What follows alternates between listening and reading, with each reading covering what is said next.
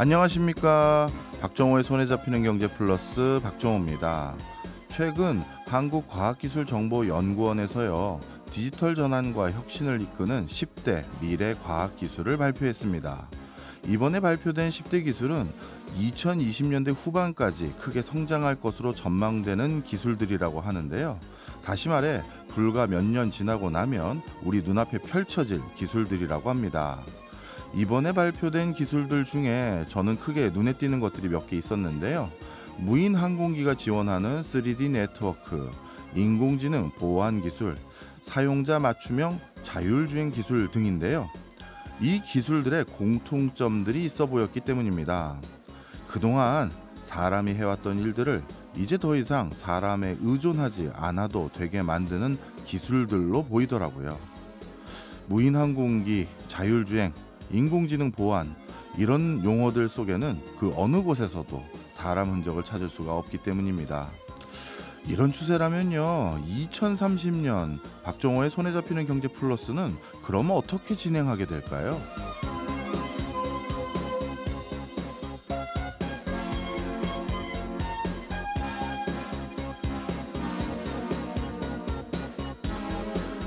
먼저 진행자인 저 박정호 진행자의 목소리를 가장 먼저 복제해 진행자가 오지 않아도 될지도 모르겠습니다. 그리고 이런 기술은 이미 개발이 완료됐다고 하더라고요.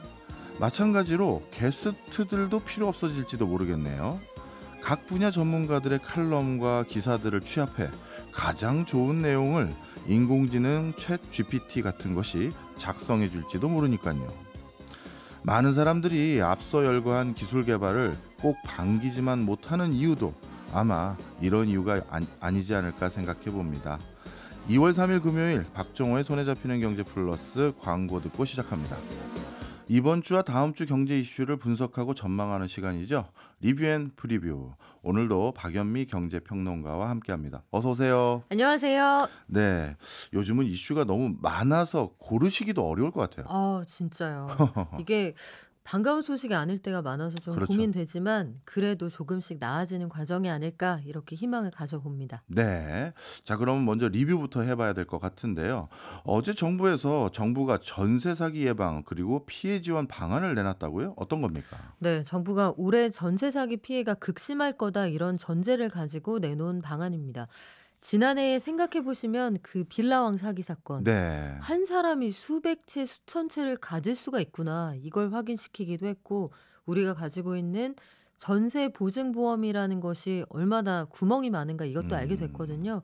그래서 정부가 일단 내놓은 대책부터 정리를 해드리면 5월부터는 새로 전세보증보험 가입하시려면 전세율이, 전세가율이 아무리 높아도 집값의 90%를 넘으면 안 됩니다.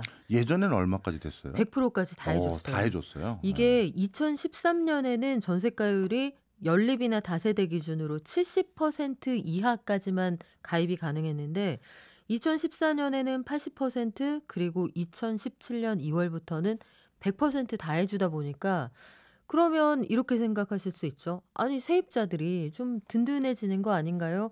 그런데 이 제도를 악용한 이 굉장히 성실한 나쁜 사람들이 이걸 어떻게 활용했냐면 무자본 갭투기로 활용을 해버린 거예요. 음, 그냥 전세금 받아서 전세금이 집값만큼 비싸게 받는다라면 내 돈 한 푼도 안 들이고 집을 늘려갈 수 있잖아요. 네. 이른바 무자본 갭투기가 가능해서 주택이 수백 수천 채 이렇게 늘어날 수 있으니까 이렇게 못하게 하겠다 이런 취지가 담겨 있는 거고요. 두 번째로 보면 이번에 전세보증보험을 전반적으로 손질을 하면서 이제 임대사업자가 가입했어요라고 하고 거짓말할 수도 있잖아요. 그렇죠. 가입했는지 안 했는지, 세금 체납했는지 안 했는지 요거 확인할 수 있는 다양한 제도들을 두고요. 세입자라면 앱을 통해 확인하고 공인중개사가 또 확인할 수 있게 하고 이런 장치들을 마련하겠다. 또 4월부터는 모든 은행에서 이 선순위 채권을 이 집주인이 가지고 있는지 요거 조회한 다음에 네. 집주인에게 대출을 해주겠다 이런 플랜들을 가지고 있고요. 또 세입자에 대한 여러 가지 혜택들 그러니까 어쩔 수 없이 피해를 보신 분들에 대한 종합적인 대책도 좀 나왔는데 차근차근 항목별로 저희가 다시 한번 말씀드리겠습니다. 네, 알겠습니다. 나름대로 이번 제도들을 통해서 뭐 여러 가지 보완은 된 거긴 합니다만 제 주변에는 아직도 갈 길이 멀다라는 의견도 그쵸. 많더라고요. 네. 예를 들어서 앱이나 이런 걸로 확인했을 때는 뭐 집주인이 대출이 없고 그랬는데 음. 계약서 쓰고 그다음 받을 수도 있지 않느냐 뭐 이런 지적들도 있고 아직은 갈 길이 멀지만 그래도 조금씩 앞으로 가고 있는 것 같습니다. 그럼 구체적으로 어느 것부터 살펴볼까요? 자, 일단요. 집주인에 대한 선순위 채권 채무 관계가 있는지, 네. 그리고 국세 체납이 되어 있는지 요걸 확인해야 되는 의무가 공인중개사에게도 생깁니다. 어, 그래서 공인중개사가 앞서 저희가 한 번 말씀드린 적이 있는데, 계약서 자체에 이제 특약사항이 생긴다고 예. 말씀드렸잖아요. 계약서 쓰고 나서 세입자가 모르게 집을 팔거나 아니면 새로 빚을 얻거나 이거 안 돼요. 이럴 음, 경우에는 이 계약 물을 수 있어요. 이런 특약을 넣는다고 말씀을 드렸는데, 네. 거기에 공인중개사들의 책임을 좀 더 강화한다. 이런 내용이 음, 들어가 있습니다. 공인중개사가 이 책임으로부터 자유로울 수 없게 하면서 권리관계를 좀 촘촘하게 들여다보기도 하고요. 또 한 가지, 이번에 빌라왕 사건 같은 것들을 보면 조직적으로 가담했다는 정황들이 있거든요. 맞아요. 그런 부분에서 더욱더 이번에 울분을 토할 수밖에 그쵸. 왜냐하면 없었었는데 나는 믿었는데. 맞아요. 물론 다 그런 건 아니겠습니다만 작정하고 속이면 장사가 없거든요. 그렇죠. 그래서 중개사들이 만약에 이런 과정에서 불법적인 행위에 가담했다라면 전에는 징역형을 실제로 받아야, 그래야 중개사로 활동할 수 없게 됐거든요. 네. 앞으로는 여기에서 실질적인 징역형 말고 집행유예까지만 처벌을 받아도 중개사로 활동할 수 없게 됩니다. 네. 책임을 좀 무겁게 물린다라는 거고요.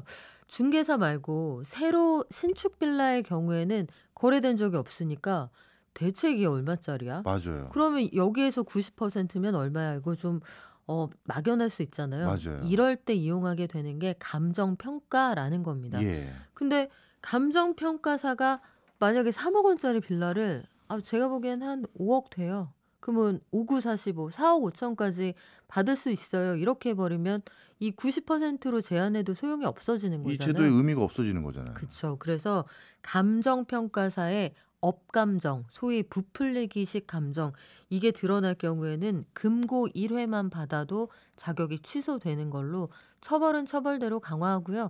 감정평가액이 모든 가치의 최우선순위였거든요. 그렇게 하지 않고 실거래가나 공시가 있으면 그거 먼저 고려를 하고, 이런 게 없을 경우에 마지막에 감정평가액을 실질적인 가격의 기준으로 두는 걸로 요 제도도 좀 바꾸기로 했습니다. 네. 뭐 말씀을 듣고 보니까 어떤 사기에 가담하거나 사기에 동조했던 사람들에게는 아주 형벌을 더 엄하게 하려는 취지는 이해를 하는데 정작 예를 들어서요. 이런 피해를 당한 당사자 입장에서는 그 사람들에게 형벌을 가하는 것도 중요하지만 그쵸. 본인의 피해 금액을 돌려받거나 뭔가 이런 여지도 좀 많아야 되는데 이번에 뭐 그런 대책도 좀 들어간 게 있나요? 맞아요. 그게 가장 중요할 텐데, 일단 정말 여러 가지 장치를 통해서 피하고자 했음에도 불구하고 전세 사기 피해자가 예. 되었다. 이런 분들은 나는 이 집을 살 생각이 없었잖아요. 그렇죠. 그런데 경매하고 울며 겨자 먹기로 낙찰을 받는 경우가 있다고요. 예. 이럴 경우에는 집이 생긴 거잖아요. 네. 강제로. 나의 의사에 반해서. 예. 그래도 청약시에 무주택자로 인정해 주기로 했습니다. 다행이네요. 이게 피해도 피해지만 이분들이 앞으로 걸어나갈 길에 너무 큰 허들이 생긴다는 게 가장 큰 예. 불만이었는데, 여기에서 청약시의 무주택자 자격을 유지하는데 다만 제한이 있어요. 공시가격 기준으로 수도권에서는 이 낙찰받은 집이 3억 원 이하여야 하고요. 아. 지방이라면 1억 5천만 원 이하, 또 국평이라고 하죠. 85제곱미터 이하인 집에만 해당이 됩니다. 네. 사실 이것도 제 마음 같아서는 뭐 이유가 있겠지만 그러게요. 조금 더 위로 네. 올려줬으면 좋겠는데 왜냐면 서울에 조금 신혼부부들은 또 새로 집장만 하는데 아파트는 어려우니까 새 빌라 들어가는데 네. 그런 경우는 또 비싸게 뭐 들어가는 분들도 계시고 또 평형대라도 좀 큰데 살자 이런 분들도 계실 텐데 좀 더 위로 안 올려주나 모르겠네요. 고민스러운 부분이 있는데 아마 여러 가지 형평성을 생각을 하셨을 음. 거예요. 이게 빌라왕이라는 사람이 전세 사기를 작정하고 벌였던 이 사건은 워낙 피해자가 많으니까 예. 사회적으로 관심이 집중된다고요. 해서 음. 하지만 이전에도 피해자가 많았고 이후에도 피해자가 나올 수 있는데 대형 사건이 아니면 사실 사각지대에 묻히는 경우가 많습니다. 네. 그래서 이번 사건을 계기로 해서 들여다본다, 그리고 혜택을 주고 피해 구제 방안을 마련한다라는 건데 아마 좀 고민스러운 부분이 있었을 네. 거고요. 하나 더 여쭤보고 네. 싶어요. 본의 아니게 집을 장만을 어차피 빌라를 떠안게 된다고 했었을 때 뭐 자금이 없는 분들도 계실 수 있잖아요. 그럼 그런 분들에게는 뭐 대출이라도 뭘 해줍니까? 어떻게 네. 됩니까? 일단 전세 사기 대출을 받으셔서 전세로 들어가셨던 분들은 예. 금액적인 문제가 또 있을 수 있잖아요. 예. 그래서 최대 한도가 종전에는 1억 6천만 원까지만 가능했지만 네. 앞으로는 2억 4천만 원까지 연 1%에서 2%대 초저금리로 대출을 해주기로 했는데 네. 여기도 제한은 있어요. 그러니까 어. 소득 제한이 그 부부라면 예. 부부 합산 연소득이 7천만 원 이하여야 합니다. 음. 근데 이게 좀 고민스러운 게 예. 수도권의 경우에는 만약에 둘 중에 한 사람이 좀 큰 회사에 다닌다, 네. 대기업 직원이다, 그러면 두 분 합쳐서 7천만 원 넘을 가능성이 좀 크잖아요. 그렇죠. 그래서 여기에서 소득 제한이 좀 지나치게 팍팍하다 이런 주장이 있어서 이게 어떻게 수정이 될지 이건 좀 지켜봐야겠고 예. 5월에 한 가지 더 나올 그 상품이 있는데요. 기존의 전세 대출을 저리 대출로 아예 대환할 수 있는, 그러니까 아. 금액을 뭐 2억 4천만 원까지 추가로 받는 거 말고요. 이 상품도 5월에 출시될 예정인데 요것도 제한은 있습니다. 또요? 전세 보증금이 예. 3억 원 이하인 경우에만 가능합니다. 나름대로 뭐 여러 가지 또 제한들도 있어서 잘 알아보셔야 될 필요는 있어 네. 보입니다. 자, 나름대로 그래도 이전에 비해서 여러 가지 대안들이 하나씩 또 나오고 있는 것 같은데 또 우리에게 유용한 또 다른 게 뭐가 있을까요? 네. 그리고 우리 앱이 하나 나올 거거든요. 어떤 그 앱인가요? 정부가 만들어주는 앱인데 집주인이 국세를 체납했는지 요것도 알아보고 예, 예. 이 집주인이 까만 집주인, 하얀 집주인 요거 알아볼 수 있게 옛날에 임대보증금 사고 낸 적이 있는지, 아. 보증보험에 가입을 진짜로 했는지, 임대사업자로서의 의무를 성실하게 지켜온 사람인지 이걸 음. 알아볼 수 있는 앱을 만드는 건데요. 네. 자, 제가 여기까지 여러 가지 제도적인 허점을 보완할 수 있는 방안을 말씀드렸습니다만 이게 국회의 협조가 너무 절실하게 필요한 부분이 있어요. 이게 다 법을 통과해야 돼요? 여기에서 전부 다는 예. 아니지만 집주인의 체납 사실을 확인하는 거, 예. 여기에서 집주인 동의 없이 강제하거나 의무로 넣으려면 예. 법 개정이 필요합니다. 아. 그러니까 앞서 말씀드렸던 그 공인중개사가 집주인이 국세 체납했는지 안 했는지 요거 알아볼 수 있게 할게요. 여기에도 집주인이 오케이 해야 돼요. 아. 법 개정이 된다는 전제 하에 예, 제도가 예. 달라지는 거고요.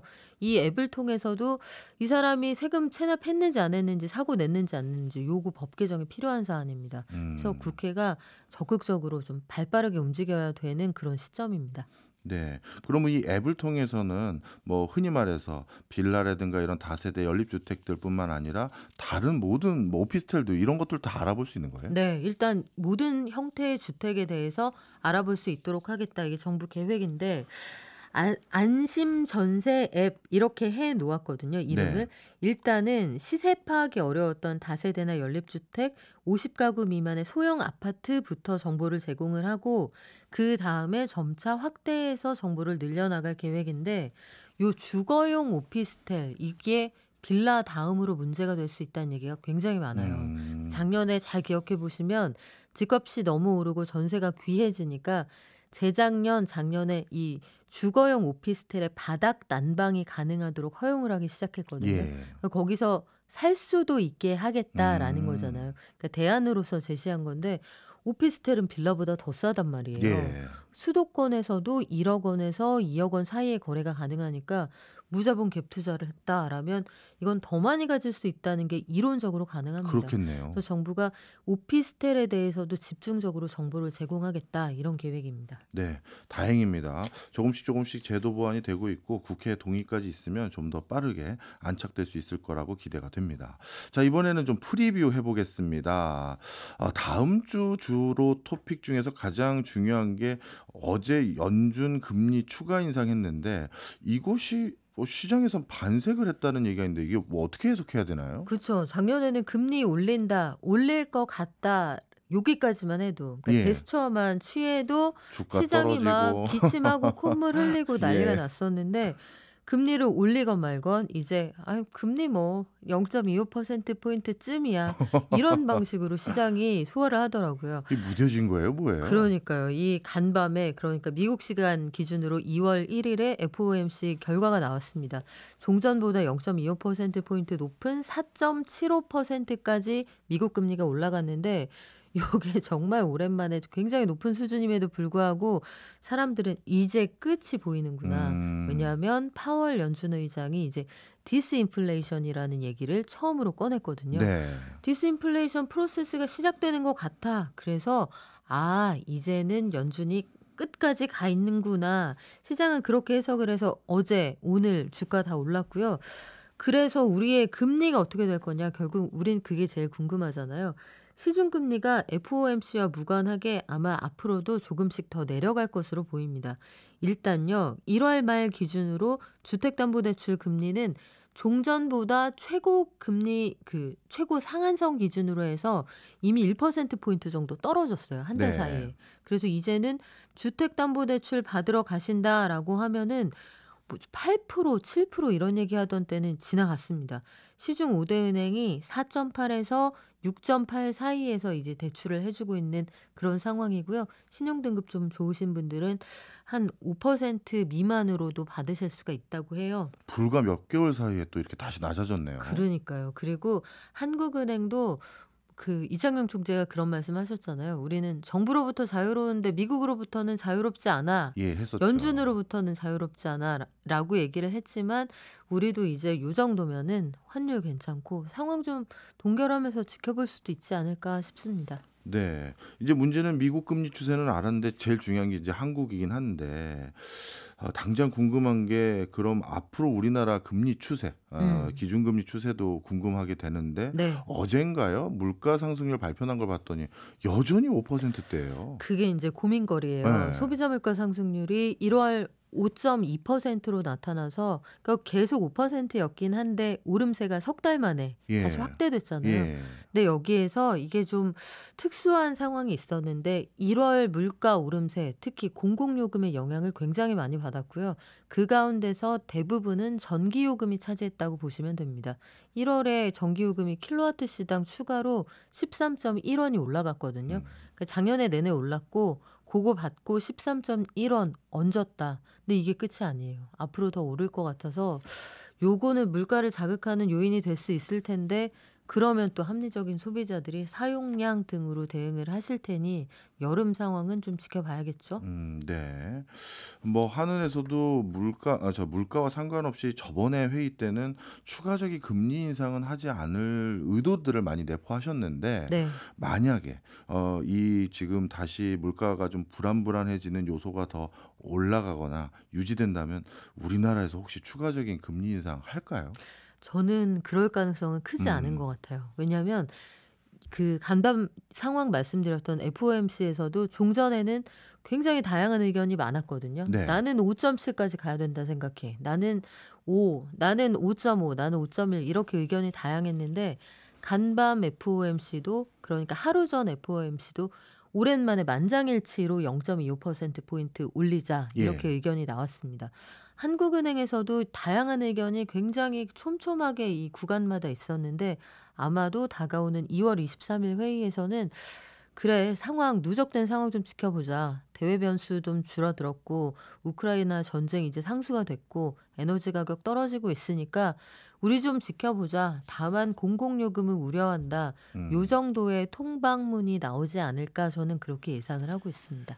네. 그런 상황 속에서 아마 많은 분들이 제일 또 궁금해하는 건 대출금리일 것 같아요. 그쵸. 기준금리는 올렸지만 사실 정부의 약간의 노력을 통해서 대출금리 적용이 낮아졌거든요. 근데 최근 들어서 다시 공공요금 올라가니 혹시 정부가 추가적으로 대출금리는 기준금리와 상관없는 다른 흐름을 좀 유도해 주지 않을까 기대하는 분들도 계실 것 같은데 어떻게 보세요? 네, 정부의 정책적 의지는 뭐 우리가 충분히 확인을 했고요. 그것 이외에 시장의 환경 자체가 좀 달라졌습니다. 예. 은행채를 발행해서 비싼 금리 주고 돈을 떼와야 했던 상황이 바뀌었기 때문에 예. 은행 입장에서는 굳이 고객님들 저희 은행에 돈 맡겨주세요 하면서 수신금리를 확 높일 필요가 없어졌거든요. 수신금리가 낮아진다는 건 대출금리 가산할 때 여러 가지 항목이 조정이 돼서 좀 떨어진다는 뜻이니까 원가가 떨어졌으니까 판매하는 가격도 좀 떨어지게끔 되어 있어요. 그래서 정부 정책 의지는 이제 상수로 보시고 예. 대외적인 도매 시장의 금리가 떨어지고 있다. 그러면 전세대출이건 주택담보대출이건 금리는 추세적으로 좀 떨어질 거다. 이렇게 예상을 해보실 수가 있고요. 요걸 우리가 예상해 볼 수 있는 게 시중은행, 5개 시중은행의 예금금리거든요. 예. 예금금리가 요 예금 많으신 분들은 좀 아쉬우실 수 있는데 4% 넘어요 하던 때가 지나갔어요. 또 낮아졌더라고요. 네, 낮아졌어요. 이거 은행연합회 사이트 가보시면 고시를 합니다. 항목별로 체크를 해보실 수도 있는데 이제는 투체어스 같은 컨시어지 서비스 받는 분들한테만 몰래 4% 이렇게 알려주고 앞으로는 좀 낮아질 것 같아요. 알겠습니다. 대출금리도 곧 낮아질 것 같다니 반갑네요. 지금까지 박연미 경제평론가였습니다. 고맙습니다. 고맙습니다. 따끈따끈한 지구촌 소식을 발빠르게 전해드리는 글로벌 리포트 시간입니다. 오늘도 나라박 소식 전해드리기 위해 해담경제연구소 어예진 소장 나오셨습니다. 어서 오세요. 네, 안녕하세요. 예, 최근 미국의 행동주의 펀드 보고서 하나가 인도의 대기업을 휘청거리게 했다라는 주제 먼저 들고 왔는데 네. 이 그룹을 제가 처음 듣습니다. 아다니 그룹. 네. 어떤 회사인가요? 이 아다니 그룹이요. 오래되진 않았어요. 예. 마힌드라 이런 곳은 뭐 7, 80년 되고 뭐 타타 이런 데 150년 넘는데 여기는 40년밖에 되지는 않았어요. 근데 이제 아다니 그룹의 특징이 있는데 다른 나라 같으면은 이제 좀 국가가 할 법한 뭐 굵직한 사업들을 본인들이 직접 합니다. 뭐냐면 뭐 항구, 공항, 고속도로, 뭐 수도 사업, 에너지, 전력 등 이거를 본인들이 짓고 본인들이 소유해서 운영을 해요. 그러니까 인도 최대 상업 항만도 내 거, 뭐 공항도 내 거, 뭐 이런 거죠. 아. 예, 그리고 또 인도가 식용유를 정말 많이 쓰거든요. 네. 근데 식용유, 뭐 쌀 유통 브랜드 이걸 또 판매할 수 있는 마트 체인까지 다 가지고 있어요. 그리고 지난해에는 뭐 언론사도 하나 인수를 했고 최근에는 뭐 통신사업, 주파수 경매에도 또 뛰어들고 있어요. 뭐 이게 뭐 인도의 쉽게 말해서 재벌 그룹이네요. 네. 거의 뭐 인도 정부와 한 몸인가 싶을 정도로 인도 경제 발전의 이제 바로미터라고도 할 수 있는 그런 회사라고 보시면 됩니다. 이렇게 크고 인도에 어떻게 보면 국가와 같이 존망을 같이 하는 회사인 것 같은데 네. 아니 이런 회사가 행동주의 펀드 보고서 하나 때문에 휘청거렸다는 건 뭔 겁니까? 이 지난달 24일, 그러니까 지난 화요일에 그 공매도를 전문으로 하는 헤지 펀드가 하나 있는데 이름이 힌덴버그 리서치예요. 예. 근데 이 회사가 아다니에 대한 그 100페이지 분량의 보고서를 하나 냈어요. 근데 이게 무려 2년 동안 조사를 해서 만든 보고서라고 그래요. 이 회사는 사실은 뭐 직원이 한 5명밖에 안 되는 굉장히 규모가 작은데 늘 이런 식이에요. 그 기업의 비리를 찾아내고 네. 그걸 폭로하고 해당 기업 주가 하락에 베팅을 하면서 돈을 버는 거죠. 그래서 공매도 전문 펀드인데 이 힌덴버그가 유명해진 계기가 몇 개 있는데 우리에게 그 가장 익숙한 사건이 바로 그 지난 2020년에 그 전기차 회사죠. 니콜라. 아 니콜라. 네. 이거 뭐 여러 논란이 있었었잖아요. 사기다 아니다. 맞아요. 뭐 기술이 없다, 조작된 예. 거다 이런 게 있었는데 이거를 보고서를 냈던 게 또 이 힌덴버그 이 리서치예요. 회사였군요. 예. 자 그렇다면 니콜라 때도 상당한 이슈가 됐던 걸로 저도 기억을 하는데 이번 보고서에 이슈가 됐던 내용은 뭔가요? 이번 보고서는 크게 한 5가지 정도로 요약을 할 수가 있어요. 첫 번째는 아다니 그룹이 주가 조작을 했다. 그러니까 지난 3년 동안 아다니 그 상장사가 7개 정도 되는데 그 종목의 평균 상승률이 800%가 넘어요. 3년 동안. 뭐 어떤 종목은 3년 동안은 2000%가 넘기도 하거든요. 그래서 가끔 국내에서 네. 이런 종목들의 주가 흐름을 보여주면서 예. 이거 보세요. 인도 증시가 이 정도입니다 하고 하는 사람도 있어요. 우리나라에서요? 네, 우리나라에서. 근데 아무튼 이 보고서는 이런 의혹이 없이 재무 상태 있는 그대로만 평가를 해도 한 85% 정도가 고평가돼 있다. 이런 얘기를 하고 있고요. 네. 두 번째는 분식 회계.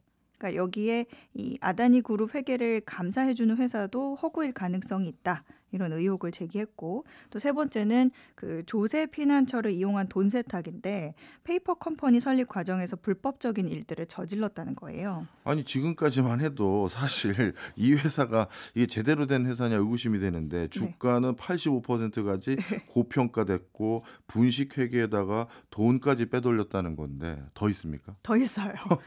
이 네 번째는 굉장히 불안정한 재무 상태와 상당한 부채를 가지고 있다. 근데 사실 이거는 우리가 따로 부채 규모 그 표를 찾아봐도 이 회사가 돈을 끌어오는 파이낸싱이 지금 현재 벌어들이는 돈보다 더 큰 회사라는 거를 알 수가 있는데 뭐 이런 식이죠. 계열사들끼리 뭐 A와 B가 있으면 서로 연대 보증을 해주고 그래서 대출해주고 뭐 주가를 인위적으로 한 10배, 20배 올려서 그 주식을 담보로 또 대출을 받고 뭐 이런 식이라는 거예요.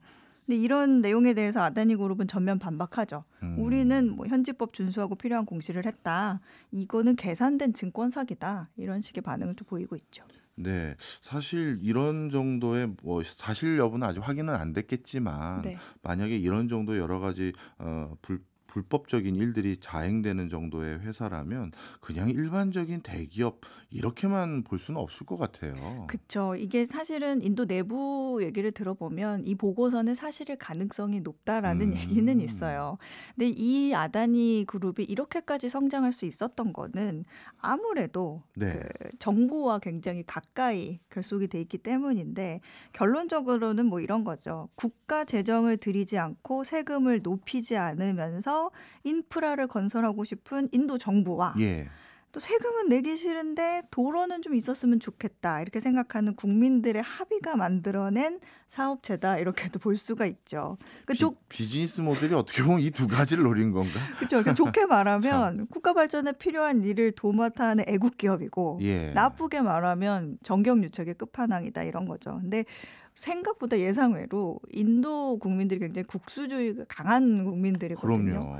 그래서 이런 소식이 있으면 우리나라 같은 세상에 이런 나쁜 기업이 빨리 조사합시다 이런 얘기가 나올 법도 한데 인도 언론들을 좀 보면 물론 매우 못마땅해하는 사람들도 있습니다. 근데 그런 사람들은 상대적으로 적고 아다니 그룹이 망하면 인도가 망한다. 이 위기를 못 넘기면 경제 발전 자체가 망가진다. 이거 항구 멈추면 어떡하냐. 네.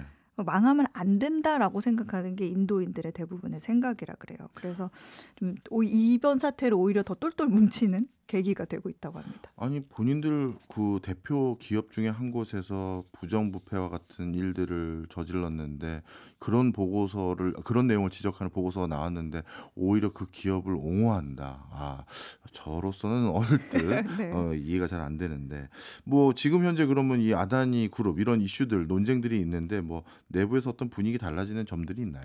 사실은 지난주 화요일에 보고서가 나오고 나서 어제까지 그 주가 폭락으로 그 인도 시장에 상장된 아다니 그룹 7개 종목의 시가총액이요. 총 1,040억 달러, 우리 돈으로 하면 127조 원이 사라졌습니다. 그래도 시총은 반응을 했네요. 네, 반응을 했어요. 근데 좀 반등하나 싶었더니 다시 떨어지더라고요. 근데 이 127조 원이 잘 감이 안 오실 것 같은데 127조 원이면 코스닥 전체 시총이 한 3분의 1 정도 됩니다. 이야. 굉장히 큰 규모예요. 그래서 또 미국에서 거래되는 아다니 그룹의 회사채도 있거든요. 근데 그 일부가 이 부실 수준으로 떨어졌어요. 네. 최근에. 그래서 일부 그 회사채 금리가 뭐 한 30% 정도를 넘어설 정도니까 또 크레딧 스위스라든지 시티그룹 이런 곳은 아예 아다니 그룹 계열사 회사채라든지 주식을 대출 담보로 받지 않기로 했다. 네. 이런 보도도 있었습니다. 네. 근데 지난 화요일에 아다니 그룹의 그 지주사격인 아다니 엔터프라이즈라고 있어요. 근데 여기가 유상증자 공모 마감일이었거든요. 근데 이 보고서 때문에 청약 미달 위기가 있고 좀 그랬었는데 아랍에미리트 그 왕가의 투자 회사가 우리 돈으로 따지면 한 4,600억 원 정도를 투자해 주면서 결론적으로는 3조 원 규모의 유상증자에 성공을 했어요. 예. 그래서 어머나, 야 이런 위기 속에서 고비 하나 넘겼다 싶었는데 바로 어제 그 해당 유상 증자 계획을 회사가 돌연 취소를 했어요. 어. 그래서 회사 주가가 변동이 거듭되는 그런 특별한 상황에서 증자를 계속하는 거는 도덕적으로 옳지 않다는 판단이라는 게 이 회사 측의 이유입니다. 그래서 인도 증권거래위원회도 뒤늦게 좀 나서기 시작했는데 그 현지에 있는 분들 얘기를 들으면 사실은 이런 부분은 좀 보여주기에 불과하다. 예. 아다니가 무너지게 인도 정부가 그냥 두지 않을 거다. 이런 얘기가 나오고 있습니다. 네, 사실 요즘 2023년 전 세계적으로 경제가 안 좋으면서 네. 그나마 경제의 원동력이 돼줄 몇 나라 후보군들을 좀 꼽자면 네. 중동이나 인도라든가 몇 군데를 꼽는데 네. 지금 봤더니 인도를 대표하는 기업이 이렇게 여러 가지 뭐랄까요 불안감을 조성한다는 건 국제적인 경제에도 악영향을 미칠 것 같은데 그냥 빨리 조속히 좀 해결이나 됐으면 좋겠다 하는 네. 생각이 듭니다. 이제 좀 다른 얘기 해보죠. 이게 되게 특이한데요. 네. 양파 가격이 고기보다 비싼 나라가 있다? 이게 고기 좋아하는 제 입장에서 전혀 이해가 안 가는데요. 있어요, 있어요. 최근에 생겼어요. 바로 필리핀에서 일어난 필리핀이요. 일이에요. 예, 요즘 필리핀 마닐라에서 붉은 양파, 흰 양파 이런 거 1kg을 사려면 얼마가 드는 줄 아세요?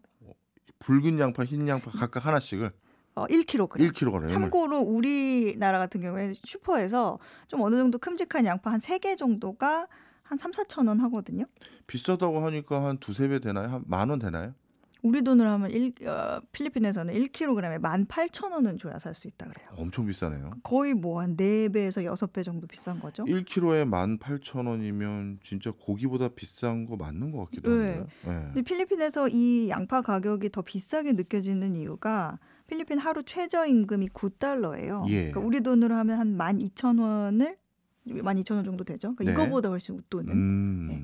그러니까 고기값보다도 진짜 말씀하신 것처럼 비싼데 요즘에 그래서 양파값이 닭고기의 한 3배, 네. 소고기 가격보다는 한 25%가 더 비싸게 팔리고 있다 그래요. 최근 들어서 가격이 조금 하락하기는 했는데 여전히 비싸고요. 그마저도 이제 팔리면 다행이죠. 이 현지인들 얘기를 보면 슈퍼에 그 양파 칸 있잖아요. 네. 텅텅 비어 있다 그래요. 그래서 그 필리핀 버거킹에서는 버거에 양파가 없어요. 그리고 그 유명한 어니언링도 없다고 합니다. 그리고 식당, 레스토랑들도 양파가 들어간 메뉴를 판매해서 중단을 했는데 그 이유는 구하기 어려운 것도 있지만 양파가 있어도 메뉴 가격을 제대로 책정할 수가 없다. 그렇겠네요. 이런 이유 때문이에요. 그래요. 그럼 이제 궁금해요. 양파 가격이 이렇게 갑자기 비싸진 이유가 뭡니까? 물론 이제 뭐 여느 다른 나라와 같이 러시아 우크라이나 전쟁 때문에 비료 가격 급등한 영향도 있는데 필리핀 내에서는 적어도 2가지 요인이 있습니다. 일단은 수요 공급에 실패했기 때문이에요. 지난해 8월에 그 필리핀 농업부가 필리핀 양파 생산량이 아무래도 수요에 미치지 못할 것 같다. 이렇게 예측을 했는데 실제 수확을 해보니까 생산량이 예상치보다 더 저조했던 거예요. 뭐 특별히 여긴 전쟁터도 아닌데 이유가 있나요? 뭐 8, 9월 사이에 좀 큰 태풍이 필리핀을 강타했던 것도 영향이 있고요. 정부가 그 양파 가격이 급등하고 나서야 뒤늦게 양파를 수입하기 시작한 거예요. 근데 그게 하필 그 필리핀 양파 수확철인 2월을 앞두고 몇 주 전에 결정을 했다 그래요. 예. 그러니까 생산량이 저조할 거를 미리 알고 미리 충분한 양을 수입했으면 가격이 좀 안정됐을 텐데 그거 하나 못하냐 하면서 지금 욕을 많이 먹고 있어요.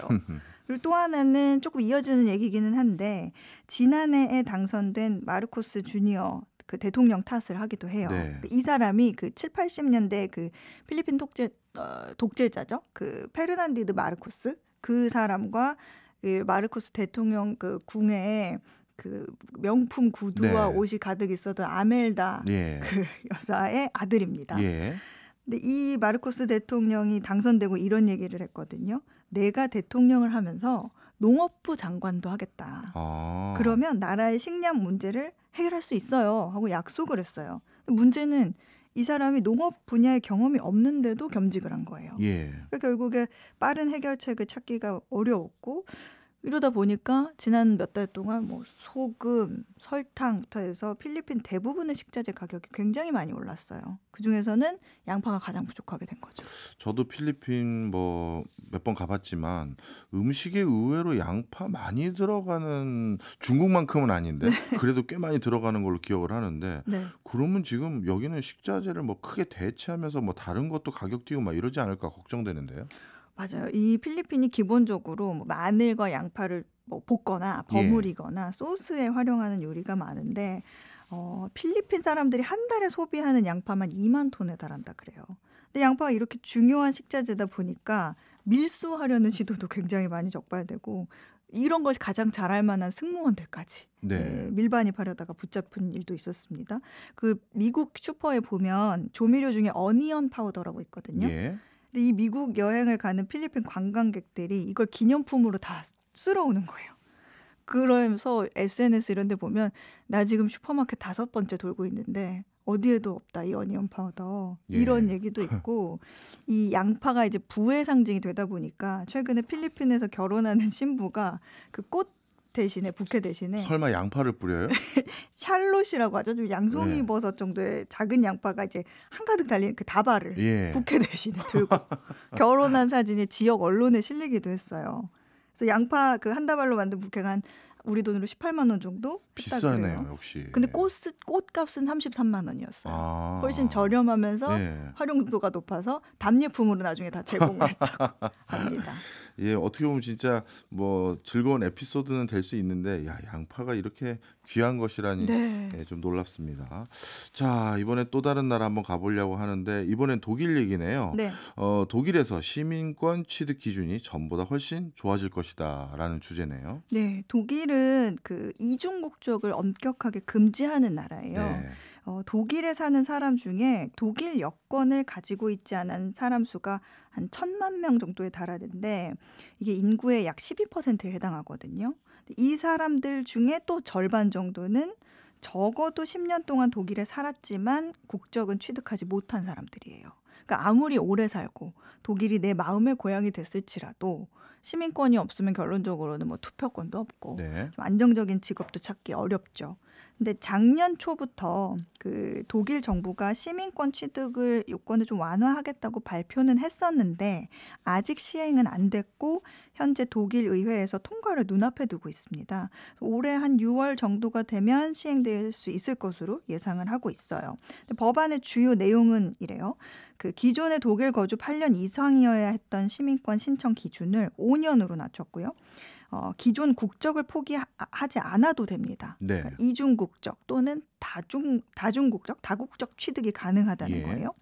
그리고 67세 이상 그 법정 정년 이상 연령은 원래는 독일어 시험을 봐야 됐어요. 예. 그런데 시험 보지 않고 어느 정도 독일어로 기본 대화가 가능하면 시민권을 신청할 수 있는 그런 조건이 됩니다. 전반적으로 독일이 추진하는 거는 독일 시민권 취득 기준을 훨씬 더 완화하고자 하는 것 같은데 네. 원래 독일이 이민자에게 굉장히 보수적인 나라거든요. 네, 맞아요. 그래서 아마 여기 10년 동안 살아도 시민권 안 나왔다 소리가 나왔을 텐데 특별히 이번에 이런 전격적인 조치가 일어난 이유가 있나요? 정부는 말을 좀 그럴듯하게는 하고 예. 있는데 하이브리드 아이덴티티 뭐 이렇게 해서 하고 있는데 예. 진짜 속마음은 노동력 부족 현상을 아. 해결할 수 있는 건 이민자를 받는 것밖에 없다. 우리도 요즘 이 고민 많이 하죠. 그렇습니다. 그래서 이 취득 기준 완화의 가장 중요한 핵심이 유럽 연합 국가 외의 나라에서 온 사람들의 이중 국적 금지 해제입니다. 네. 그러니까 외국인 노동자들 일정 기간 지나면 독일 떠나야 됐는데 노령화되니까 요즘에는 거의 IT 기업 미국에서 해고 많이 할 때 독일 IT 기업들이 독일로 오세요. 우리는 열려 있습니다. 이렇게 하는 이유도 있죠. 예, 맞습니다. 독일도 역시 인구 구조에 대비하기 위해서 시민권 같은 제도도 많이 개편을 하고 있네요. 오늘도 세계 방방곡곡 참 재밌게 얘기 들었습니다. 지금까지 어예진 소장님이셨습니다. 감사합니다. 감사합니다.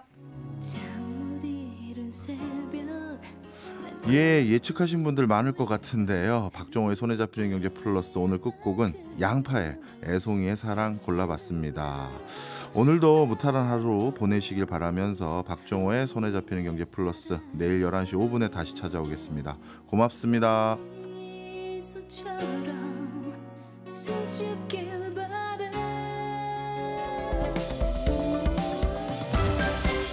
경제 생활의 플러스가 되는 아주 경제적인 시간.